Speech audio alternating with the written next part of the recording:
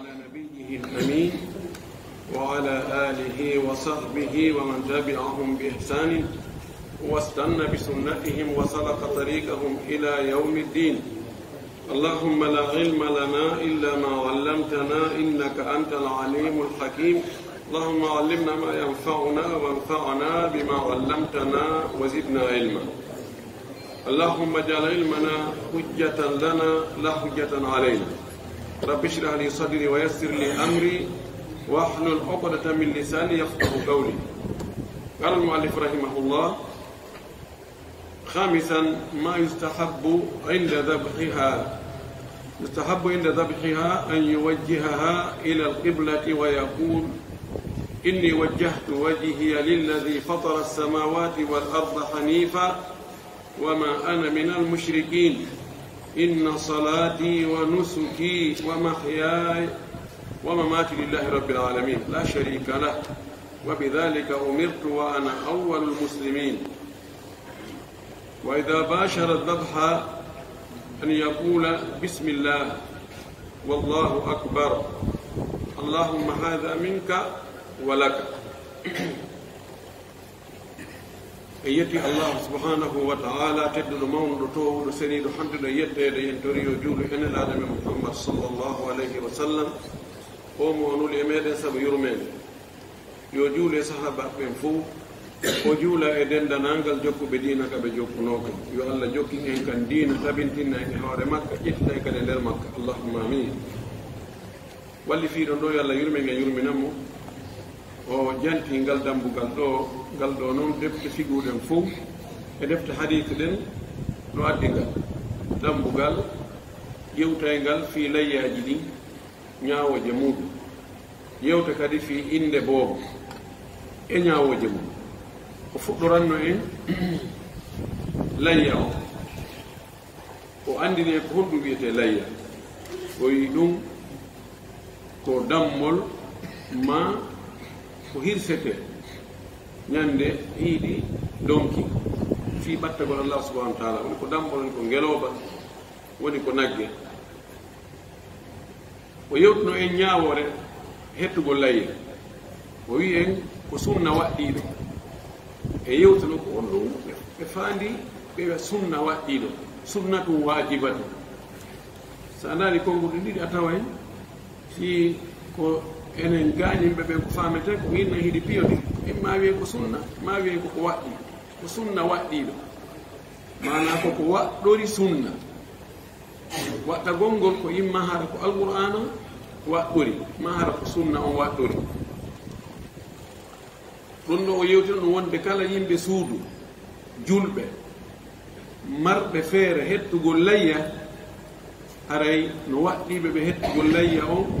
e nder gurdam dan hayso ko nde wootere. o feƴƴi ɗon o yewti hen ɓural hettugol layya sa hetti layya ko honɗum marɗa baraji o yewtino e hunde baraji no e muɗum ɓural moranangal mo andi ɗum ɗon o fota e heɓude taaga layya fewde o ronka wadde ɓay o nelaɗo ma kani e wonde leeɓol kala leeɓol on tigi heɓa e baraji heɓa e moƴƴere mberu leeɓi ko hetti layya ko. o yewtono en ko honɗum woni nafoore shar'inegol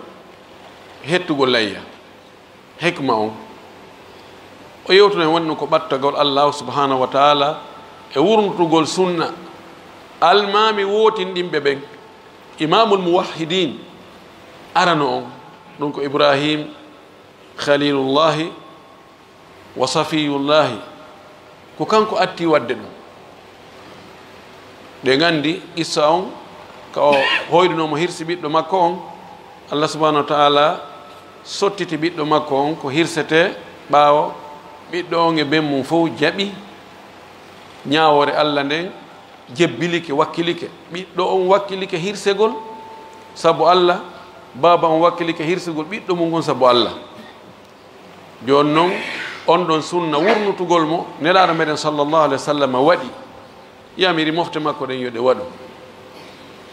no e nafoore mum nden kadi si on tigi hirsi ɗum ɗon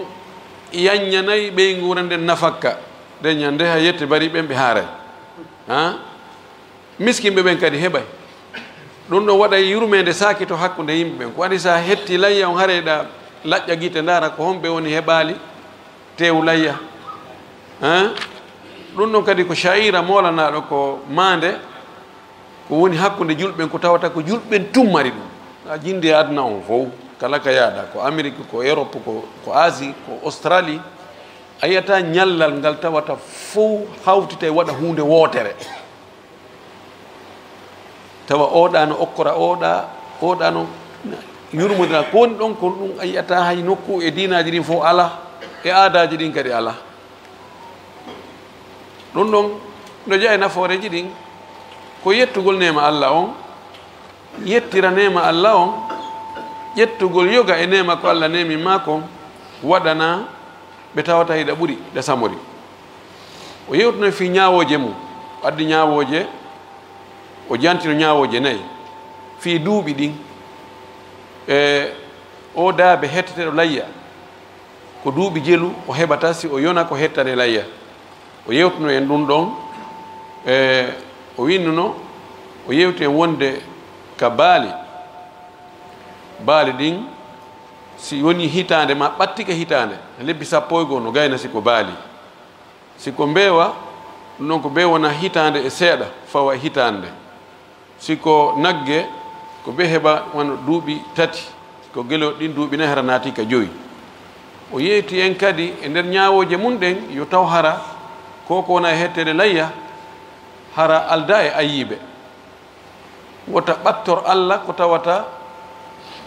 no ɗuyti no jogii ayiɓe hara no laƴa layre feeñude ma ko ɗokkol ma no hori ha no nawni la suɓan allah ko moƴƴi ko no toon piiji goɗɗi goo no ɗuyto e koko hettete layya kono hara watta batte ha hara ko nowruno seeɗa no taƴi seeɗa ma alaade no seeɗa no taƴi ma bukkol ngol kadi no gudditi seeɗa ma no siifi nokkugo seeɗa no barmi seeɗa ɗum ɗon fof fayde ko tawata daabe heewa ronkude wondude e muɗum siko ɗum no ngella ala kono ko tawata yiiɗo ine kol no nawni nani kol ɗo no nawni ma ja ko ɗokkol yiyata woy ɗum ɗon hara namti ɓatto ɗum ɗon allah o yewtuno en kadi ko honɗum ɓuri moƴƴude hettugol layya o yewtuno ko ɓuri moƴƴude hettugol layya ko ngaari baali hara honno ndi wayi hara ndi mari galaɗi no moƴƴi hara ndi rawni sina ka yeeso ɗo e ka koyɗe ga e ka reedu ko sifa ni ngaari baali neɗɗo sallllahu alih wa sallam woni ko hettuno si a heeɓi sifa ndin awa sina ɗum hay si ko ɓaleeri tunkir ma daneeri pen jilla ma jilli ɗum boɗe jum e dane jum no dagi o yewtuno en ko waktu hombo layya hettete o yewtuno en wonde ko ɓodde ka iidi on juula ɗo woni fuɗɗore nden hara iidi on salminama mo hetti layya ado juulede iidi haray on teewu ɗon ko teewu maafe kono haray layya heɓaaki heɓata baraji layya o heɓi noon maafe o yewtuno wonde no yahi ha ñande 13 no wiya ka nangue muti ɗon woɓɓe no wattori jemma on ɗon kadi ayyamu tashriqi on fof ko ayyamu dabhin ko ɗon hattuno ɗen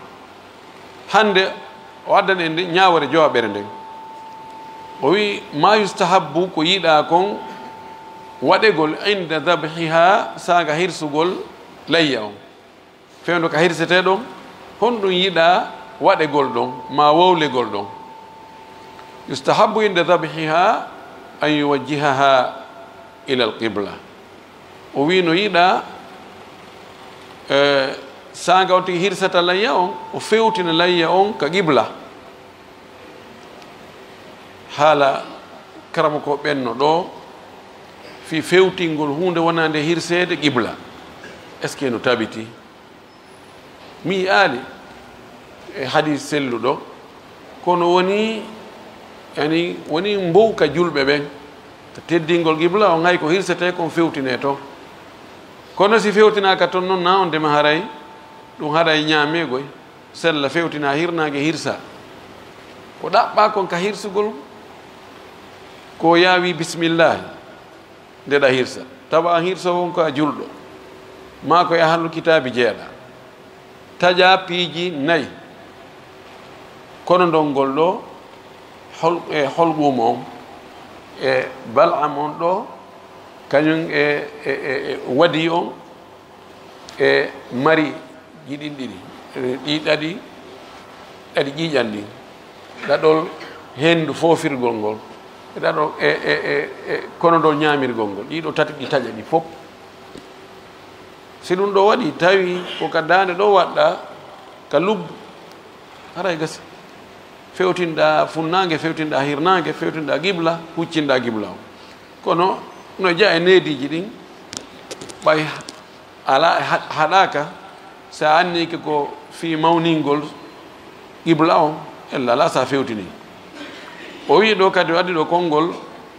mi aali e defte ɗen adduɓe sifa ɗum ɗo yon tigi wo janngu oɗo aya ka o wi ɗo inni wajjahtu wajhiya mi fewtini yeeso angon lilladi fatara samawati wal arda wonande on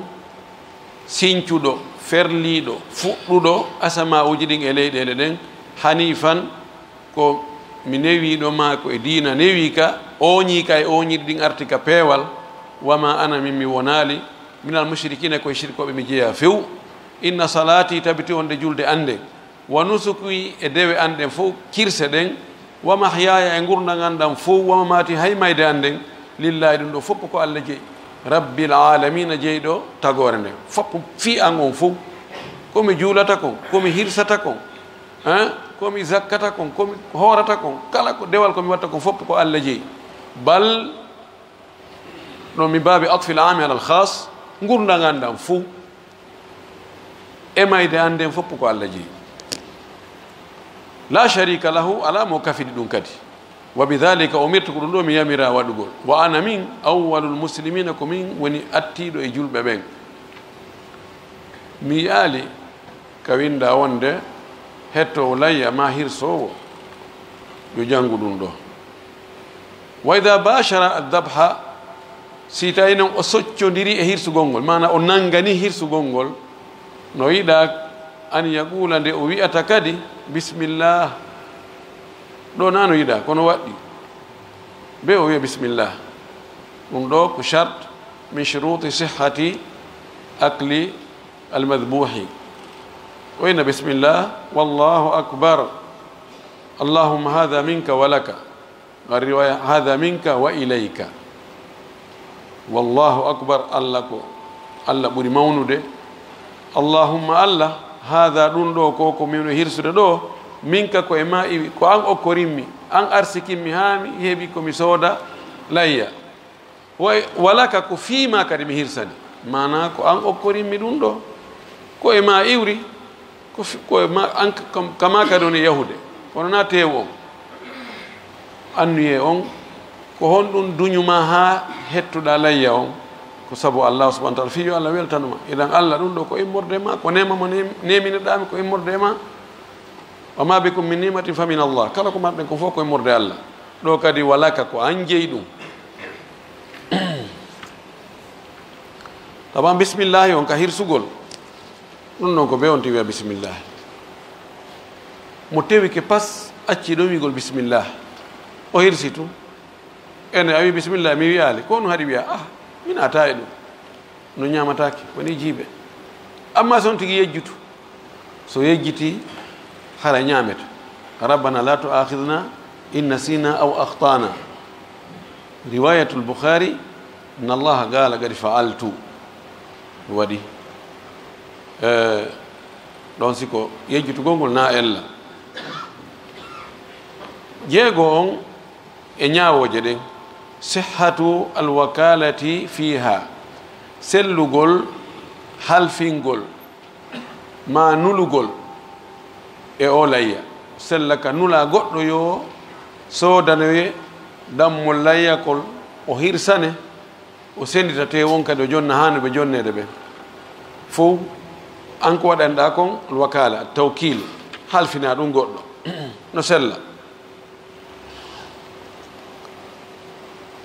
o wi yustahabu an yubashira almuslimu udhiyatahu bi nafsihi no yiɗa julɗo o yo soccodir e layya makko on kanko tigi mana kanko tigi yo daro o hirsa o hutta o sendita tewo on o waɗana waɗanteɓe fota kanko waɗani hoore mum taban kala dewal hay sino sella ka wiya yo goɗɗo waɗane o waɗa kara no sella kono kan no fottana a waɗangol hoore ma ko ɗum ɓuri moƴƴude honno waɗi ŋañantama ka feɗɗete ɗo hewti pedali maɗi ɓay ko dewal an a waɗugol holla Allah min heewi miɗo macciɗani komi maccuɗoma min tigi mi waɗay ko falɗa ko no ɓuri wigol awa waɗanelan ɗon kono noon no woodi dewe goo no sella ka halfina goɗɗo inna joni waɗani hunde kaari miɗo kipi goɗɗum ngo layya hettugol layya no jeeya e mum imma ko ya halfimo yo sodanoye o adda ma ko ya halfimo yo hirsane ma ko ya halfimo yo senditane tewo no dagi o wi wayin anaba gayrahu si o lontini goɗɗo goo mo wonamo kanko fi dabiha ka hirsugol layya on jaza dhalika ɗum no dagi bila harajin ko alda e ɓittede wala khilafa bayna ahli l ilmi fi hada yeddodire ala hakkude karama koɓɓe ge ɗum ɗo wonde no dagi honno dalil muɗum waddal dalil on fotno adda dalil on dalil on nelaɗo meɗen sallllahu alayhi wa alihi wa sallam o halfinno ali radiallahu taala anhu fi layya makko on yo hirsu o yani yo daro e hirse hutte o sendita tewo on kono hirsuɗo hutte on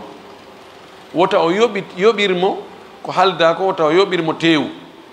tew layya on ko okketeɗo yoɓirtake ko waɗɗi uddirtake ko waɗɗi dalmaki yo argami yoɓaymo ga on tumati ali o dari o senditi o waɗi ko hani wadde ko idan ɗum ɗo holli on nde no dagui lontingol